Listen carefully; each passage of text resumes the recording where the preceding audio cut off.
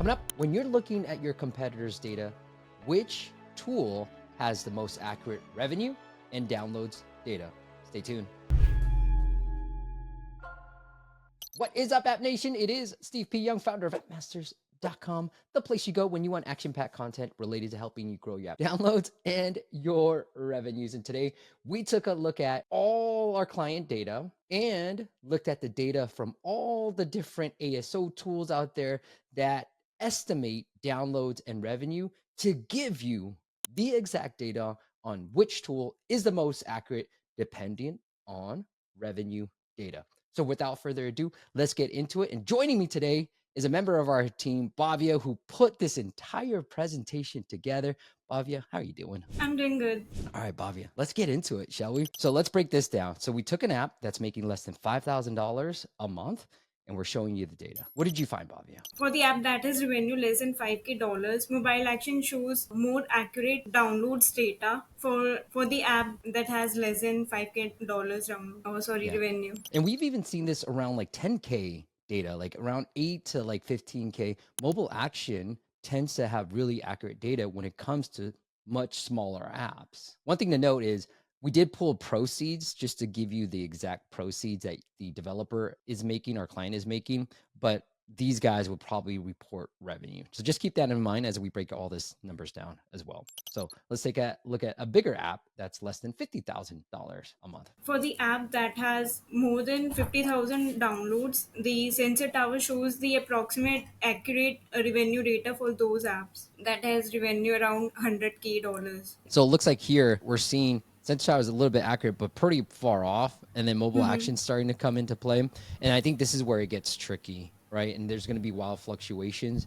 So if you're seeing these type of numbers, compare it with mobile action and Sensor Tower. As you can see, no tool is accurate, and definitely not AppFigures and AppMagic on this end. The four tools I forgot to mention is Sensor Tower right here, mobile action, AppFigures, and AppMagic. We have a better slide for you guys towards the end that's going to really break down all these numbers into a nice little spreadsheet as well. So right here, it looks like it's a mixed bag, but I have seen mobile action under 50K be a little bit more accurate, and Sensor Tower being pretty accurate with that too. Now, for apps that are making over 100K or closely than that, then tools start to get a little bit more accurate in this case. What'd you find here, Bhavya? For the apps that have revenue around 100K, Sensor Tower shows the approximate accurate data for those apps. And we've seen this too. When it's above, close to 100,000 as much as possible, Sensor Tower tends to be more accurate when it comes to this stuff. As you can see, AppMagic I've seen this to be a little bit accurate. So it might just be the app that we just pulled for this data source,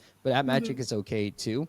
But usually Sensor Tower starts really kicking in when you're talking about bigger apps in the space. And then lastly, over 150K. For the apps that have revenue more than 150K and less than or around 200K, Sensor Tower and AppFigures show the approximate accurate revenue data for those apps. 200K. For the apps that have revenue more than 200K, AppFigures show the approximate accurate data in terms of revenue for those apps. Now, my personal feelings is not a huge big difference from 200K and 300K. At this point, it's kind of like, and this is proceeds too. And so probably proceeds wise, this client's probably making closer to the 300K. So I think really going after Sensor Tower because it's free.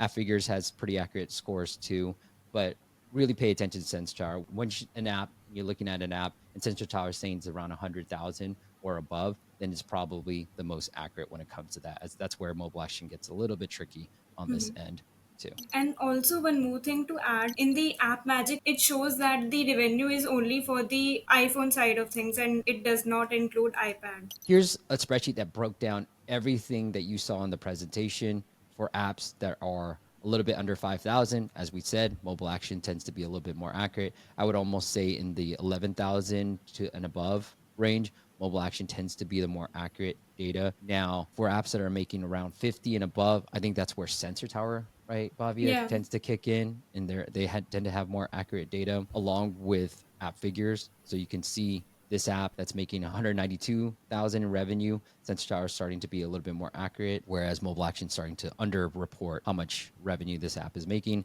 And then 300,000 app is where Sensor Tower kicks in and mobile action's really underreporting, and AppFigures is really close. AppMagic's, what I like about AppMagic is it'll break down revenue, and this is just their guess, the percentage of revenue by country, whereas these other tools just give you the overall worldwide revenue. I really like AppMagic when it comes to seeing by the country breakdown. So like if it's above 100,000, that's where AppMagic will probably have an accurate sense of the data. And then now I would go under AppMagic and just see the breakdown by country if you're deciding which countries to target outside of US or your whatever your primary country is when you're doing competitor analysis. Bobby, anything else you want to add? No, that was it. That's it. All right. So net mobile action if you're looking at smaller apps, and then Sensor Tower and AppMagic.rocks is the tools that we prefer to use when we're looking at data, and especially AppMagic when we are looking for the country breakdown as well. If you like this video, put that like. If you got any questions from us, leave a comment below and we'll be sure to answer your question in a future video. Bobby, thank you so much for putting all this together and joining me on YouTube. Thanks, Steve, for having me over. Thank you guys for watching, and I'll see you on the next video.